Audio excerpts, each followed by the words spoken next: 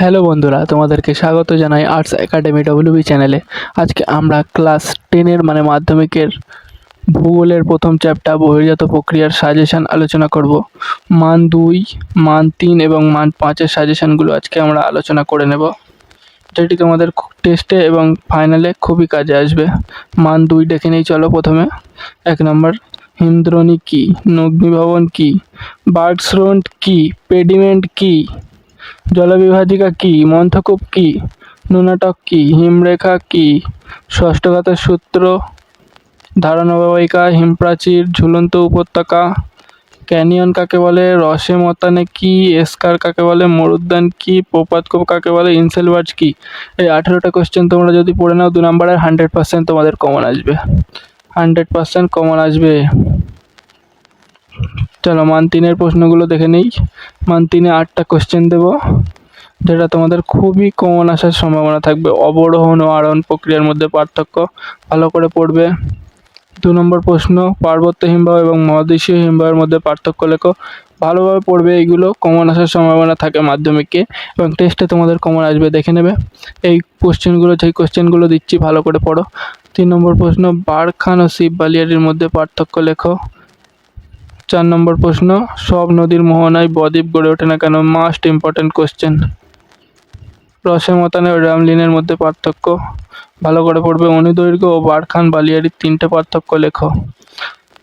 7 নম্বর, yardang ও জিউগেনের মধ্যে পার্থক্য খুব ভালো করে পড়বে। নদীর ক্ষয় পদ্ধতিগুলি আলোচনা করো, খুব ভালো করে পড়বে এগুলো। এর উত্তরগুলি যদি চাও তোমরা, তাহলে আমার ডেসক্রিপশন বক্সে হোয়াটসঅ্যাপ নাম্বার দিয়ে দিচ্ছি, সেই নাম্বারে তোমরা মেসেজ করতে পারো। মান 5-এর সাজেশান, 5টা কোশ্চেন পড়বে, 100%, 200% কমন আসবে তোমাদের শিওর। 1 নম্বর প্রশ্ন, বায়ু ও জলধারার মিলিত কার্যের ফলে গঠিত ভূমিরূপ চিত্র সহ ব্যাখ্যা করো, ভালোভাবে পড়বে। 2 নম্বর, উচ্চ গতিতে নদীর ক্ষয়জাত 3টি ভূমিরূপের সচিত্র ব্যাখ্যা করো, এটিও ভালো করে পড়বে, এটি সবথেকে ভালো করে পড়বে।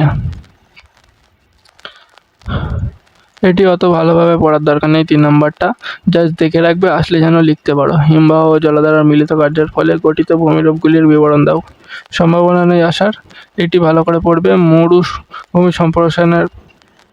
সম্প্রসারণ প্রতিরোধের উপায়গুলি লেখো, এটিও দেখে রাখবে। আর বায়ুর কার্যের ফলে সৃষ্ট ভূমিরূপগুলির চিত্র সহ আলোচনা করো, এটিও দেখে রাখবে। সবথেকে ভালো করে এই 2 নম্বরটি পড়বে, যেটি তোমাদের আসার খুব সম্ভাবনা আছে 2024-এ। যেহেতু তোমাদের এসছে বায়ুর কার্য, 2025-এ এসছে হচ্ছে